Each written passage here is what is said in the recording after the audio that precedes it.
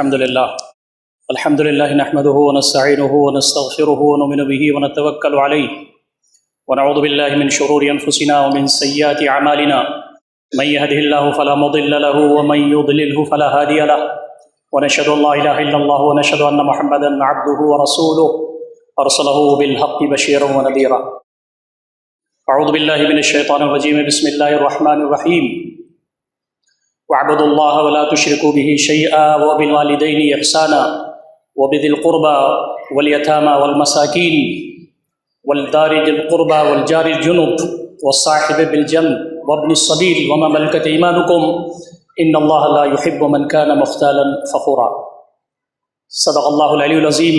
وعن عبد الله بن عمر رضي الله تعالى عنه أنه قال النبي صلى الله تعالى عليه وسلم ما زال جبريل يوصيني بالجار حتى ظننت أنه سيورثه. رواه ابو داود والترمذی او كما قال النبی صلی اللہ تعالی علیہ وسلم. محترم سامعین خطبہ جمعہ، بزرگوں، نوجوان بھائیوں اور عفت ماں اور بہنوں، السلام علیکم ورحمۃ اللہ وبرکاتہ. دین اسلام کا یہ امتیاز ہے کہ یہ پوری زندگی کی رہنمائی کرتا ہے. اسی لیے یہ بات دین اسلام کے امتیاز میں شامل ہے کہ اسلام مکمل نظام حیات ہے. Islam is the complete code of life. زندگی کا کوئی بھی شعبہ اور کوئی بھی حصہ ایسا نہیں ہے جس کے بارے میں دین اسلام کی رہنمائی موجود نہ ہو. ہماری عبادات، ہمارے معاملات، ہمارے تعلقات، ہمارے لین دین، ہماری معاشرت، ہماری معیشت، ہماری سیاست، کوئی بھی چیز ایسی نہیں ہے جس کے بارے میں دین اسلام میں رہنمائی موجود نہ ہو. دین اسلام کا ایک بڑا امتیاز یہ ہے کہ یہ سراپا دین رحمت ہے. اس کی تعلیمات ایسی ہیں کہ اس پر عمل کر کے دل کا سکون حاصل ہوتا ہے اور اس کے نتیجے میں اللہ رب العزت کی رحمتیں، برکتیں، اس کے فیضانات بنی نوع انسان پر نازل ہوتی ہیں. اللہ رب العزت سراپا رحمت ہے. وسعت رحمتی کل شیء. اور اللہ رب العزت نے جس نبی کو ہمارے لیے اسوہ، قدوہ، رہبر اور رہنما بنا کر کے بھیجا ہے وہ بھی سراپا رحمت ہیں. وما ارسلناک الا رحمۃ للعالمین. یہ جو امت ہے جس سے ہمارا اور آپ کا واسطہ ہے، اس کو بھی کہا گیا ہے کہ تم خود اپنے لیے، اپنے مسلمان بھائیوں کے لیے اور عام انسانوں کے لیے سراپا رحمت بن جاؤ. خیر الناس من ينفع الناس. لوگوں میں بہتر وہ ہے جو لوگوں کے کام آئے. تو ہماری زندگی کا ہر پل ویسے ہی گزرنا چاہیے جیسے کتاب میں موجود ہے اللہ کی اور نبی اکرم صلی اللہ علیہ وسلم کی سیرت میں موجود ہے. عام طور پر بہت سارے امور اور مسائل ایسے ہیں جس کے نتیجے میں انسان کو پہچانا جاتا ہے. نماز پڑھنا تو آدمی کے لیے آسان ہے. تسبیحات، تحلیلات، تحمیدات، تکبیرات، یہ سب بظاہر آسان محسوس ہوتی ہیں. ویسے امت پر تو اس وقت 5 وقت کی نماز پڑھنا بھی مشکل ہو گیا ہے، لیکن بظاہر عبادات بجا لانا بہت آسان لگتا ہے. معاملات میں کھرا اترنا یہ مشکل ہے. لین دین میں کھرا اترنا یہ مشکل ہے. تعلقات اور معاملات میں کھرا اترنا یہ مشکل ہے. ہمارے تعلقات ہمارے والدین کے ساتھ اچھے ہوں یہ مشکل کام ہے. بیوی بچوں کے ساتھ ہمارے تعلقات اچھے ہوں یہ مشکل کام ہے. اس لیے کہ اس میں آدمی کو بسا اوقات وہ کرنا پڑتا ہے جو اس کی طبیعت گوارا نہیں کرتی، اس کے مزاج کے خلاف ہوتا ہے. اور پڑوسی کے ساتھ اچھے برتاؤ کرنا تو یہ تو بہت ہی بڑی چیز ہے. تقریباً 90% لوگ ایسے ہیں مسلمانوں میں جن کے جھگڑے اور ان کی لڑائیاں ان کے پڑوسیوں کے ساتھ. اور کسی شخص کی دینداری کے بارے میں اگر معلوم کرنا ہو تو اس کے پڑوس سے معلوم کرنا چاہیے. اگر کسی شخص کے بارے میں اس کے پڑوسی یہ کہیں کہ یہ با اخلاق ہیں، یہ ہمارے ساتھ ان کے تعلقات اچھے ہیں، ہمارے دکھ اور درد میں وہ شریک رہتے ہیں اور ان کی ذات سے اور ان کے رویے سے ہم کو کوئی تکلیف نہیں ہوتی، تو آپ یہ سمجھ لیجئے کہ وہ آدمی دیندار ہے، متقی و پرہیزگار ہے. اللہ رب العزت کے ہاں اس کے درجات بلند ہونے والے ہیں. لیکن یہ ستم ظریفی ہے، طرفہ تماشا ہے کہ اکثر لوگ ایسے موجود ہیں کہ پڑوسیوں کے ساتھ ان کے تعلقات خراب ہیں۔ ایک پہلو تو یہ ہے کہ ہم پڑوسیوں کے ساتھ اچھے تعلقات قائم کریں، ان کے ساتھ ہمارا رویہ بہتر ہو، اور دوسرا پہلو یہ ہے کہ پڑوسیوں سے اگر تکلیف ہو رہی ہے تو اس تکلیف کو ہم برداشت کریں، اس پر صبر کریں، اس پر بھی نیکی موجود ہے۔ نبی اکرم صلی اللہ علیہ وسلم کی احادیث میں آتا ہے کہ بہت سارے صحابہ نے شکایت کی کہ اللہ کے نبی صلی اللہ علیہ وسلم، ہمارے پڑوسی ہم کو بہت تکلیف دیتے ہیں، تو آپ نے فرمایا کہ ان کی اذا پر اور ان کی تکلیف پر صبر کرنا یہ بھی تمہارے لیے ذخیرہ اجر آخرت ہوگا۔ تو جہاں ہمارا تعلق ہمارے پڑوسی سے اخلاق و کردار کے ساتھ ہو، وہیں ان کی نامناسب باتوں پر صبر کرنا اور اس کا کوئی جواب نہ دینا یہ بھی ثواب کا کام ہے۔ دوستو اور ساتھیو، دین رحمت، ہمارا دین ایسا ہے کہ اس نے بتایا ہے کہ جس سماج میں، جس محلے میں تم رہتے ہو، وہاں تمہارا جو رویہ ہے وہ ایک بندے مومن کا ہونا چاہیے۔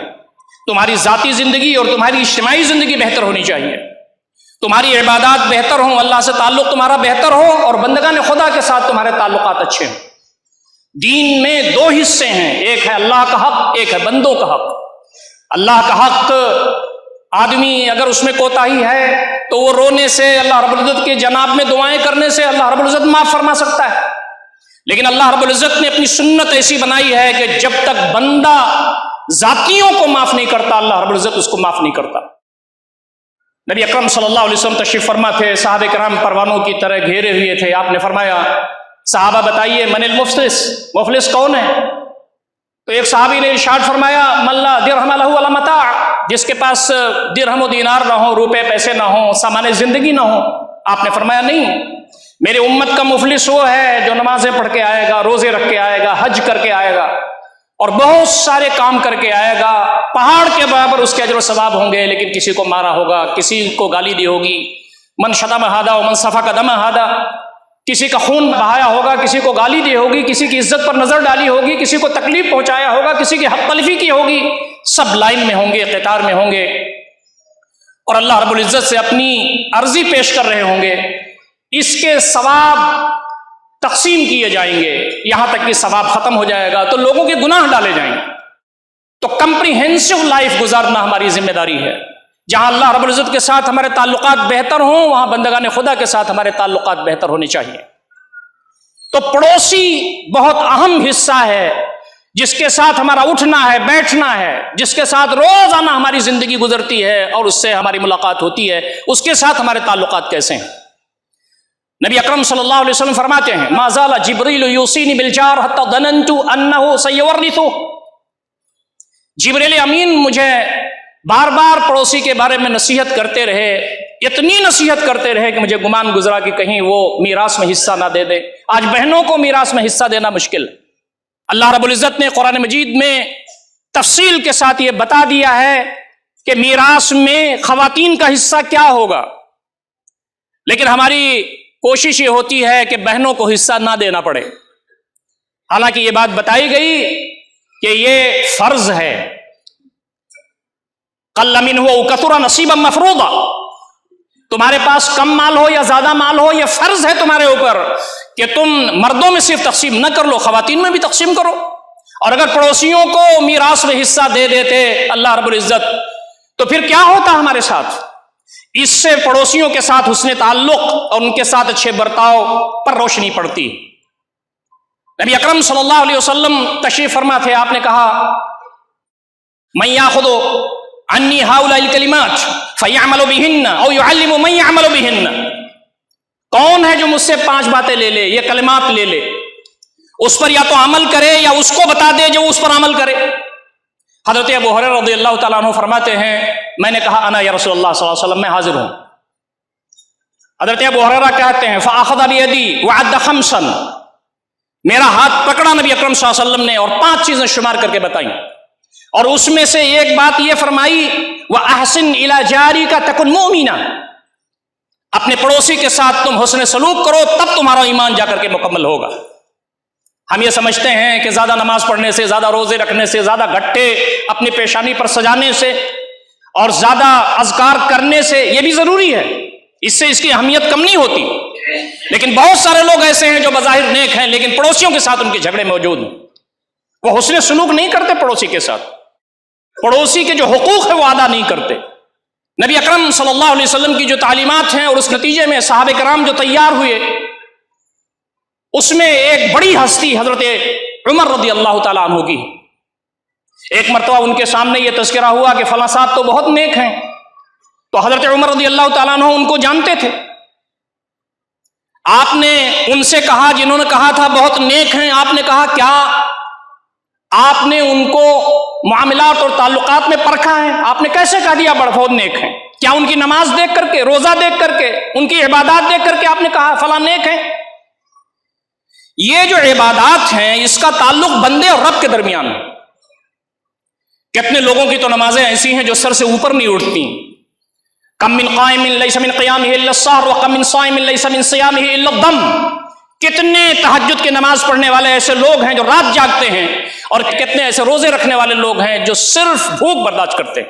اس کا مطلب یہ ہے کہ اگر اخلاص کے ساتھ عبادات نہیں ہوں گی، جیسے اللہ تعالیٰ چاہتا ہے ویسے نہیں ہوں گی، اگر اس میں دکھاوا ہوگا، ریاکاری ہوگی، شہرت طلبی ہوگی، تو پھر وہ اللہ تعالیٰ کو مقبول نہیں ہے. لیکن عبادات کا تعلق تو اللہ اور اس کے بندے کے درمیان ہے. فرمایا 3 چیزیں اگر کسی کو تم نے پرکھ لی ہیں تو سمجھو کہ وہ نیک آدمی ہے. آپ کے رفیق کار نے پوچھا کہ وہ کون سی چیزیں ہیں؟ تو حضرت عمر رضی اللہ تعالیٰ عنہ نے فرمایا کہ کیا کبھی اس سفر میں ان کے ساتھ رہے ہو؟ کہا نہیں. کیا کبھی روپے پیسے کا لین دین کیا ہے؟ کہا نہیں. کہا کبھی ان کے پڑوس میں آباد ہوئے ہو؟ کہا نہیں. تو کہا پھر کیسے تم نے بتا دیا کہ فلاں صاحب نیک؟ آدمی کی نیکی یہ ہے کہ آدمی کا پڑوسی اس سے خوش ہے کہ نہیں، اس سے جھگڑے نہیں ہیں، اس سے اس کے تعلقات بہت اچھے ہیں، اس کا لین دین ہے، اس کا ہدیے کا تبادلہ ہے، اس کے دکھ اور سکھ میں شریک ہوتا ہے. یہ صورتحال اگر ہمارے درمیان نہیں ہے تو ہمیں سوچنا چاہیے کہ پڑوسیوں کے ساتھ ہمارے تعلقات اس انداز سے اگر ہم اللہ رب العزت کی بارگاہ میں اگر حاضر ہو گئے تو ہمارا کیا ٹھکانہ ہوگا. پوچھا جائے گا کہ تم پڑوسیوں کے ساتھ تمہارے تعلقات کیسے تھے، ان کو تم نے بہتر کیا کہ نہیں کیا. حضرت علی رضی اللہ تعالیٰ عنہ کا مشہور قول ہے، التمس الجار قبل الدار. گھر تلاش کرنے سے پہلے پڑوسی تلاش کرو. بہت سارے لوگوں کے پڑوسی اتنے اچھے ہوتے ہیں کہ پورا محلہ جنت نشان بن جاتا ہے. بہت سارے لوگوں کے پڑوسی اتنے خراب ہوتے ہیں کہ وہاں زندگی گزارنا مشکل ہو جاتا ہے. تو ایک پہلو تو یہ ہے کہ اپنے پارٹ پر ہم اچھے پڑوسی بنیں، اور دوسرا یہ ہے کہ جو ہمارا پڑوسی ہے اس کو بھی اچھا بنانے کی فکر کریں. ڈھونڈیں کہ ہمارے پاس کیسے پڑوسی ہیں. نبی اکرم صلی اللہ علیہ وسلم کی ایک بہت مشہور حدیث ہے. آپ فرماتے ہیں 4 خصال من السعادہ، 4 چیزیں سعادت کی چیزیں ہیں، آدمی کے لیے اعزاز اور شرف کی چیزیں ہیں. اگر دنیا میں اس کو مل گئیں تو اسے بہت کچھ مل گیا. پہلی بات تو آپ نے فرمایا المرأة الصالحہ، نیک بیوی. دوسری بات آپ نے فرمایا الجار الصالح، نیک پڑوسی. اور تیسری بات آپ نے فرمایا المرکب الہنی، بہترین سواری. اور چوتھی چیز آپ نے فرمایا المسکن الواسع، وسیع گھر. آج آپ دیکھتے ہیں کہ ہماری مجبوری یہ ہے، بعض لوگوں کے پاس پیسے کم ہوتے ہیں، چھوٹے چھوٹے مکانات میں رہتے ہیں، جہاں پر بچے بھی ہیں، ان کی بیویاں بھی موجود ہیں، بیٹیاں بھی موجود ہیں، لڑکے بھی موجود ہیں. تو دین اسلام کہتا ہے جب تمہارے بچے بڑے ہونے لگیں، 7 سال سے اوپر ہو جائیں، تو ان کے بستر بھی الگ کر دو. ہمارے پاس جگہ ہی موجود نہیں ہے کہ ہم بچوں کے بستر الگ کر دیں. وَفَرِّقُوا بَيْنَهُمْ فِي الْمَضَاجِعِ، ان کے بستر کو الگ کر دو. یہ نفسیاتی اعتبار سے آج کا جو میڈیکل سائنس ہے، سائیکولوجیکل پوائنٹ آف ویو سے وہ بتاتا ہے. نبی اکرم صلی اللہ علیہ وسلم نے 1400 سال پہلے بتا دیا کہ جب 7 سال کی عمر پہ بچہ ہوتا ہے تو پھر اس کے جسم میں ہارمونل چینجز آتے ہیں. لڑکے کے اندر الگ، لڑکی کے اندر الگ تبدیلیاں آتی ہیں اس کے اندر جنس کے حوالے سے. گھر کشادہ. اور اس سے ایک سبق یہ بھی ملتا ہے کہ زیادہ کماؤ، محنت کرو، اسٹرگل کرو. یہ پوری کائنات اللہ رب العزت کی کھلی ہوئی ہے تمہارے رزق کے لیے. طیبات میں سے کھاؤ، اور جتنا ہو سکے اس میں اللہ رب العزت کی طیب رزق حاصل کرو. اتنا تمہارے پاس مال ہو جانا چاہیے کہ تم دینے والا ہاتھ بنو، لینے والا ہاتھ نہ بنو. अकीम अस्सलात व आतु ज़कात सेगों की तब्दीली के साथ 83 प्लेसेस पर कुरान मजीद में है, यानी नमाज पढ़ो और ज़कात दो, इतना कमाओ कि ज़कात देने के काबिल हो जाओ। तुम इज्जत नफ्स अपना, अपनी बीवी बच्चों की किफ़ालत, गुरबा मसाकीन यतीम लाचार मजबूर मुस्तहिक़ीन की किफ़ालत, अइज़्ज़ा व अक़रबा, अपनी बेटियां, अपनी बहुएं और अपने बहनें, सब के हुकूक अदा करने के लायक हो जाओ। उसके अलावा तुम अल्लाह ताला के दीन के गलबे के लिए माल व असबाब खर्च करने के लायक हो जाओ। इतना पैसा तुम्हारे पास होना चाहिए। तो फिर आदमी के पास घर अच्छे किस्म का होगा, घर बहुत आदाद जैसे आलीशान की बिल्डिंगें और उसमें नक्शो निगार और आराम और आशाइश के सामान। ये बात दीन नहीं बोलता। दीन ये कहता है कि थोड़ा सा वसअत के साथ वसी घर होना चाहिए। तो नबी अकरम सल्लल्लाहु अलैहि वसल्लम ने फरमाया, बेहतरीन जो पड़ोसी है वो दुनिया में सआदत की चीज है। दोस्तों और साथियों, दीन इस्लाम की तालीमात ये हैं कि पड़ोसी जो हमारे पास है उनकी कई हैसियतें होती हैं। एक हमारा पड़ोसी तो वो है जो मुसलमान है, उसका डबल हक है, यानी इस्लाम का हक और पड़ोसी होने का हक। और हो सकता है कि हमारा जो पड़ोसी है वो हमारा रिश्तेदार भी हो तो उसका 3 हक है। एक तो इस्लाम का हक, दूसरा पड़ोसी होने का हक और तीसरा कराबत का हक। तो हमारी जिम्मेदारी होती है कि उसका ज्यादा हम ख्याल रखें। बास पड़ोसी ऐसे होते हैं जिनका 2 हक है, यानी वो मुसलमान हैं और उसके साथ साथ पड़ोसी हैं हमारे। और कभी कभी ऐसा होता है कि सिर्फ एक हक होता है, यानी वो मुसलमान नहीं है, माबतदार है, सिर्फ पड़ोसी। हो सकता है कि वो हिंदू हो सकता है सिख हो सकता है ईसाई हो सकता है नास्तिक मुल्हिद हो, उसके साथ भी हमारे ताल्लुकात बेहतर होने चाहिए। अहादीस में कसरत के साथ ये बात आती है कि सहाबे कराम जब कोई चीज उनके यहां पकती थी, बनती थी, तो कहते थे कि मुझे फलां जो मेरा भाई है वो मुसलमान नहीं है, उसके पास पहुंचाओ, दूसरे दीन का मानने वाला है उसके पास पहुंचाओ। ये तफसीलात मौजूद है। और पड़ोसी का मतलब ये सिर्फ नहीं है किताब और सुन्नत में कि जो आबाद हो जाए आपके घर के पास और मुस्तकिल रहने लगे, बल्कि कहा गया है वो साहिब बिल जंब, जो पड़ोस में रहता है वक्ती तौर पर, वो भी आपका पड़ोसी। आप बस में सफर कर रहे हैं और आपके पहलू में कोई शख्स बैठा हुआ है, वो आपका पड़ोसी है, पार्ट टाइम बीइंग, वक्ती तौर पर, टेम्पररी।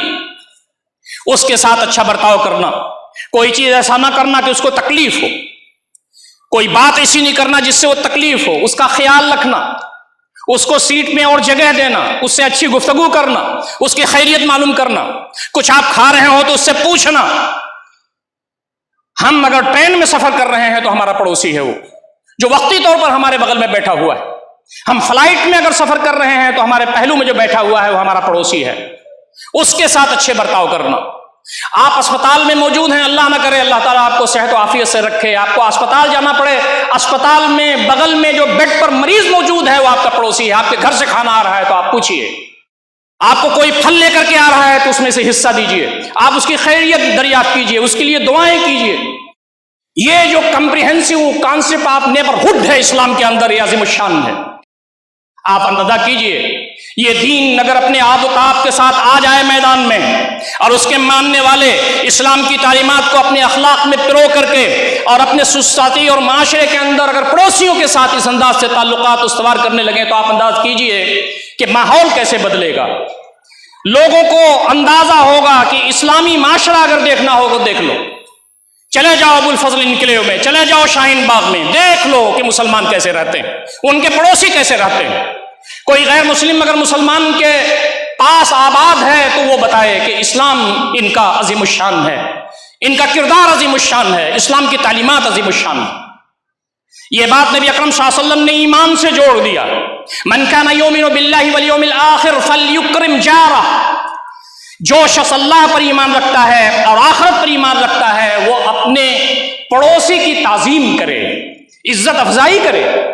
जो शख्स पड़ोसियों से झगड़े करता है, जो शख्स उनके साथ ताल्लुकात अच्छा नहीं रखता, उसका ईमान खतरे में है। इस नबी अकरम सल्लल्लाहु अलैहि वसल्लम की हदीस की रोशनी में आप फरमाते हैं, मन काना युमिनु बिल्लाहि वल यौमिल आखिर, ईमान जिसका है अल्लाह पर और आखिरत पर, तो पड़ोसी के साथ वो यकीनन एहतराम का मामला करेगा, इज्जत का मामला करेगा, उसके साथ हुस्न सलूक करेगा। ये सूरत हाल हमारे दरमियान आज है कि हम इस पर ज्यादा गौर नहीं करते। और आज तो हमारी शहरी जिंदगी कुछ ऐसी बन गई है कि कुछ खा रहे हैं, खुद पी रहे हैं, ऐश-ओ-इशरत की जिंदगी गुजार रहे हैं, पड़ोस में क्या हो रहा है किसी को नहीं मालूम। حالات کیسے ہیں کسی کو نہیں معلوم، کیسی زندگی ہمارے پڑوسی کی گزر رہی ہے اس کے بارے میں ہمیں معلوم نہیں ہے۔ تو یہ صورتحال ہم تمام کو اس جانب بھی غور کرنا چاہیے اور اپنی زندگی کو بدلنا چاہیے۔ نبی اکرم صلی اللہ علیہ وسلم نے ایک مرتبہ ارشاد فرمایا واللہ لا یؤمن واللہ لا یؤمن واللہ لا یؤمن، 3 مرتبہ کہنے کا مطلب کیا ہے؟ اللہ کی قسم وہ مومن نہیں ہو سکتا، اللہ کی قسم وہ مومن نہیں ہو سکتا، اللہ کی قسم وہ مومن نہیں ہو سکتا۔ قالوا من یا رسول اللہ، لوگوں نے کہا کہ کون اللہ کے رسول صلی اللہ علیہ وسلم؟ تو فرمایا من لا یامن جارہ بوائقہ، جس کے پریشانیوں سے، جس کی تکلیفوں سے اس کا پڑوسی محفوظ نہ رہے۔ آپ اندازہ کیجئے، ہم اپنے پڑوسیوں کو تکلیفیں دیتے ہیں، اپنے پڑوسیوں کے لیے پریشانی کا سبب بنتے ہیں یا ان کے لیے اچھائی کا سبب بنتے ہیں۔ تو جہاں یہ فرمایا کہ پڑوسی کے ساتھ اچھا حسن سلوک کرنے کا نتیجہ یہ ہے کہ پڑوسیوں سے خیر خیریت پوچھی جائے، پڑوسیوں کے بارے میں یہ دیکھا جائے کہ ان کا کوئی بیمار ہے تو اس کی عیادت کی جائے، پڑوسی کے دکھ اور سکھ میں شرکت کی جائے، وہاں پڑوسی کا یہ حق ہے کہ اس کے بارے میں دیکھا جائے کہ وہ کھانا کھا رہا ہے کہ نہیں، اس کے گھر میں چولہا جل رہا ہے کہ نہیں۔ نبی اکرم صلی اللہ علیہ وسلم نے فرمایا لیس المؤمن الذی یشبع وجارہ جائع، وہ شخص مومن ہو ہی نہیں سکتا، وہ شخص مومن ہو ہی نہیں سکتا جو پیٹ بھر کر کے کھاتا ہے اور اس کا پڑوسی بھوکا رہتا ہے۔ آپ اندازہ کیجئے صورتحال کہاں پہنچ رہی ہے۔ نبی اکرم صلی اللہ علیہ وسلم کی جو تعلیمات ہیں وہ ایمان سے جڑ گیا ہے، پڑوسی کے ساتھ حسن سلوک ایمان کا حصہ۔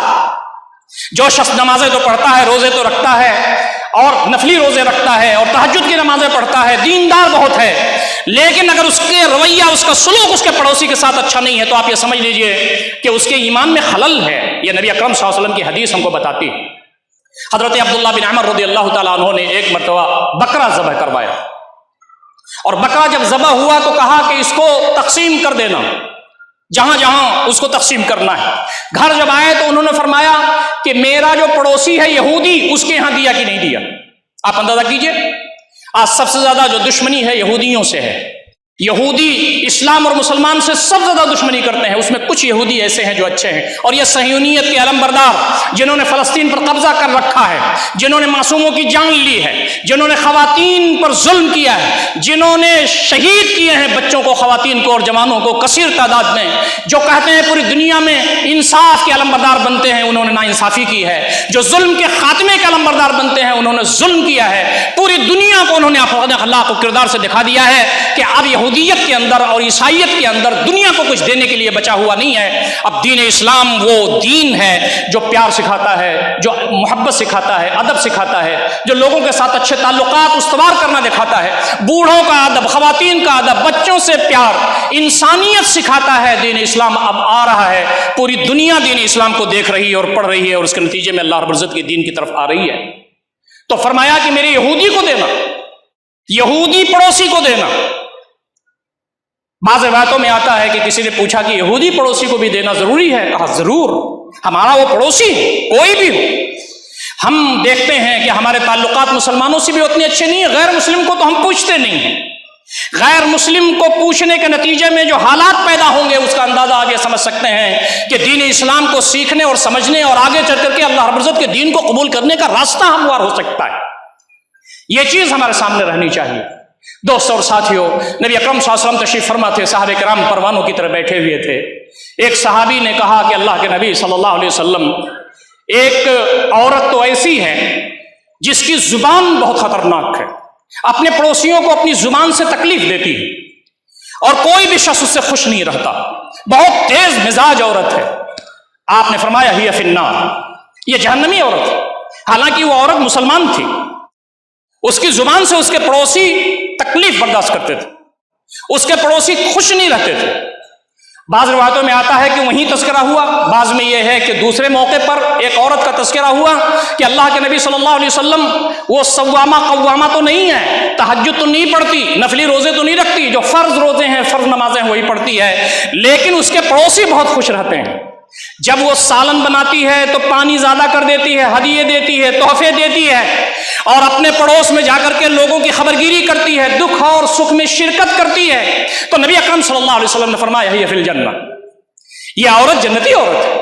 ہماری خواتین یہاں کثیر تعداد میں رہتی ہیں جمعہ کے خطبے میں، یہ پیغام ان تک بھی پہنچتا ہے. صحیح مانیے تو پڑوسیوں کے ساتھ اچھے تعلقات میں جو کردار ہے وہ 70% ہماری خواتین کا ہے، مرد کا 30% ہے، دونوں ہیں. لیکن اگر خواتین یہ طے کر لیں کہ ہمارے اطراف میں خواتین کے ساتھ ہمارے تعلقات اچھے ہوں گے، ہم جب کھانا پکائیں گے تو ہدیہ دے دیں گے، کوئی بیمار ہوگا تو فوراً عیادت کے لیے چلے جائیں گے، کسی کے ہاں ڈلیوری کیس ہوگا تو اس کی ہمدردی کے لیے پہنچیں گے، کوئی مسئلہ ہوگا دکھ سکھ کا تو اس میں ہم شرکت کریں گے. ابھی دیکھیے حالات ہمارے کیسے بدل جاتے ہیں. یہ وہ کام ہے جو ہمیں کرنے کا ہے، اور یہ وہ کام ہے جس کی تعلیمات ہمیں دی. یہاں تک کہ دین اسلام نے حق شفاء عطا فرما دیا ہے پڑوسی کو. حق شفاء یہ ہے کہ اگر آپ اپنا گھر بیچ رہے ہیں تو اپنے پڑوسی سے پہلے پوچھئے کہ حضرت میں چاہتا ہوں کہ آپ لے لیں، آپ کا گھر کشادہ ہو جائے یا آپ کی آمدنی بڑھنے کا ذریعہ ہو جائے. کانوں کان لوگوں کو خبر نہیں ہوتی کہ یہ ہمارا پڑوسی بیچ کر کے کب نکل گیا. دین اسلام نے کہا کہ تمہارا پڑوسی جو موجود ہے، گھر بیچ رہے ہو تو بتاؤ. تمہاری زمین اگر کہیں ہے کسی کے پڑوس میں تو اس پڑوسی سے کہو کہ بھائی صاحب میں یہ زمین بیچنا چاہتا ہوں، پہلے میں نے کہا کہ آپ سے پوچھ لوں، آپ کو لینا ہے تو آپ لیجئے، میں اس میں 1000-2000 کم کر دوں گا. اس سے آدمی کو ثواب ملتا ہے، اس کے درجات بلند ہوتے ہیں، اللہ رب العزت کے ہاں اس کا رتبہ بلند ہوتا ہے. یہ دین کی وہ تعلیمات ہیں کہ اگر عام مسلمان اپنانے لگیں اور غیر مسلم بھائیوں تک یہ پہنچے تو دین سراپا رحمت ہے، اس کی عظمت، اس کی بلندی سارے لوگوں تک پہنچے گی. اس کو کرنے کی ضرورت ہے اور اس کو برت کر کے دکھانے کی ضرورت ہے. نبی اکرم صلی اللہ علیہ وسلم نے پڑوسی کو تکلیف دینے کے بارے میں سخت وعید فرمائی ہے. آپ نے فرمایا من کان یؤمن باللہ والیوم الآخر فلا یؤذ جارہ، جو شخص اللہ پر ایمان رکھتا ہے اور آخرت پر ایمان رکھتا ہے وہ اپنے پڑوسی کو تکلیف نہ دے، کسی طرح کی کوئی تکلیف. تکلیف کی بہت ساری شکلیں ہو سکتی ہیں. آپ کوڑا ڈال دیں اپنے پڑوسی کے سامنے، آپ زور زور سے باتیں کریں اپنے گھروں کے اندر کہ پڑوسی کو تکلیف ہو، آپ گالم گلوچ کریں، آپ برا بھلا کہیں اپنے پڑوسی کو، آپ اپنے پڑوسی کے سامنے گاڑی پارک کر دیں، آپ کوئی ایسی حرکت کریں جس سے آپ کے پڑوسی کو تکلیف ہوتی ہو. یہ ساری چیزیں ہیں جو پڑوسی تکلیف دینے کے مترادف ہیں. پڑوسی کے ساتھ اچھے تعلقات بنانے کا طریقہ یہ ہے کہ اس کے ساتھ مل کے رہیے، اس کے دکھ درد میں شریک ہوئیے، اس لیے کہ ایمان کے حصہ ہے، قیامت کے دن اس کے بارے میں پوچھا جانے والا ہے. اور یاد رکھیے ہندوستان کے اندر تو جہاں اخلاق و کردار کی بات کہی جاتی ہے، میں آپ کے سامنے یہ بات عرض کر چکا ہوں کہ ایمان کیا ہے وہ ہمارے دلوں کے اندر ہے، اور ہماری عبادات کیا ہیں وہ صرف اللہ تعالیٰ جانتا ہے. لیکن دین نام ہے اخلاق و کردار کا. ہمارا بولنا، ہمارا ملنا جلنا، ہمارے تعلقات، ہمارے معاملات، ہماری معیشت، ہمارا لین دین، لوگوں کے ساتھ ہمارا اخلاق، یہ اصل دین ہے. دین کا وہ پہلو ہے جو ہمارے سینوں میں چھپا ہوا ہے. کون کتنا زیادہ ایماندار ہے وہ جانتا ہے، اس کا رب جانتا ہے. لیکن دین کا ایک بڑا پہلو یہ ہے کہ لوگوں کے ساتھ ہمارے اخلاق و کردار کیسے ہیں. آج ہندوستان کے اندر اللہ تعالیٰ کے دین کو پیش کرنے کا ایک طریقہ یہ ہے کہ ہم پڑوسیوں کے ساتھ اچھے تعلقات استوار کرنا شروع کر دیں. اللہ کا دین عام کرنا ہماری ذمہ داری ہے. ادع الی سبیل ربک بالحکمۃ والموعظۃ الحسنۃ وجادلھم بالتی ہی احسن. یہ سب سے بڑی ذمہ داری ہماری یہ ہے. ومن احسن قولا ممن دعا الی اللہ وعمل صالحا وقال اننی من المسلمین. یہ ہماری ذمہ داری قرآن نے متعین کی ہے اور کہا ہے کہ تم اللہ تعالیٰ کے دین کی دعوت دو. آپ نے حضرت علی سے کہا یا علی ان یہدی اللہ بک رجلا واحدا خیر لک من الدنیا وما فیہا. علی تمہارے ذریعے سے ایک انسان بھی اگر اللہ رب العزت کے دین کی طرف آ جائے دنیا ما فیہا سے، دوسری روایت میں ہے من حمر النعم، سرخ سرخ اونٹوں سے بہتر ہے. آج دین کو اگر پھیلانا ہے، ہمیں غیر مسلم بھائیوں تک اگر دین کو بتانا ہے تو ہم اچھے پڑوسی بن جائیں اپنے غیر مسلم بھائیوں کے بارے میں.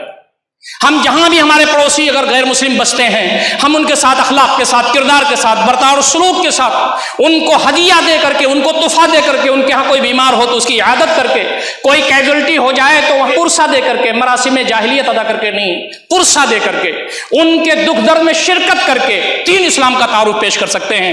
آج جو لوگ دین اسلام قبول کر رہے ہیں وہ اچھے اخلاقی سے قبول کر رہے ہیں، کسی کے پڑوس میں رہ کر کے انہوں نے دین کو سمجھا ہے. ہماری ذمہ داری بنتی ہے کہ ہم اس جانب سوچیں. آخری بات جو میں آپ سے کہہ سکتا ہوں وہ یہ، عبداللہ بن مبارک رحمۃ اللہ علیہ بہت عظیم الشان عالم گزرے ہیں. وہ عالم بھی تھے، محدث بھی تھے، فقیہ بھی تھے، اور اس کے ساتھ ساتھ مجاہد بھی تھے، اور اللہ رب العزت نے آپ کو مال و اسباب سے بہت نوازا تھا. ان کے پڑوس میں ایک یہودی رہتا تھا. یہودی کو ضرورت ہوئی پیسوں کی، وہ اپنا گھر بیچنے کے لیے آمادہ ہو گیا. لوگوں سے کہتا تھا کہ میرا گھر لے لو. لوگوں نے پوچھا کہ اپنے گھر کا تم نے ریٹ کیا متعین کیا ہے؟ تو اس نے کہا کہ 2000 دینار۔ لوگوں نے کہا کوئی گھر اس محلے میں ایسا نہیں ہے جو 1000 دینار سے زیادہ کا ہو، تم 2000 لیتے ہو؟ تو اس نے کہا 1000 تو میں گھر کا لے رہا ہوں اور 1000 اچھے پڑوسی کا لے رہا ہوں۔ عبداللہ بن مبارک جیسا آدمی تمہارا پڑوسی ہوگا جو تمہارا خیال رکھے گا، تمہیں کھانا کھلائے گا، تمہاری بیماری میں عیادت کرے گا، تمہارا ہر ممکن خیال کرے گا۔ آپ اندازہ کیجئے، ایک یہودی بھی اس بات کا قائل ہے کہ عبداللہ بن مبارک ایک ایسا انسان ہے جو انسان نہیں ہے، فرشتہ ہے۔ آج اگر ابو الفضل میں فرشتے نکلنا شروع ہو جائیں، شاہین باغ میں فرشتے پیدا ہو جائیں مسلمانوں کی شکل میں، تو دین اسلام کو سمجھنا بھی آسان ہو جائے گا، اللہ تعالیٰ کے دین کو عام کرنا بھی ہو جائے گا۔ آج نفرت جو بڑھ رہی ہے اور آج دوریاں جو ہندوستان میں بڑھ رہی ہیں، انشاءاللہ العزیز اللہ رب العزت کے دین کو لوگ سمجھیں گے اور اللہ رب العزت دین کے دائرے میں داخل ہوں گے۔ اللہ رب العزت ہم تمام کو ان ساری باتوں پر غور و فکر کرنے اور عمل کرنے کی توفیق عنایت فرمائے۔ اقول قولی ھذا استغفر اللہ لی ولکم اجمعین واستغفروہ انہ ھو الغفور الرحیم۔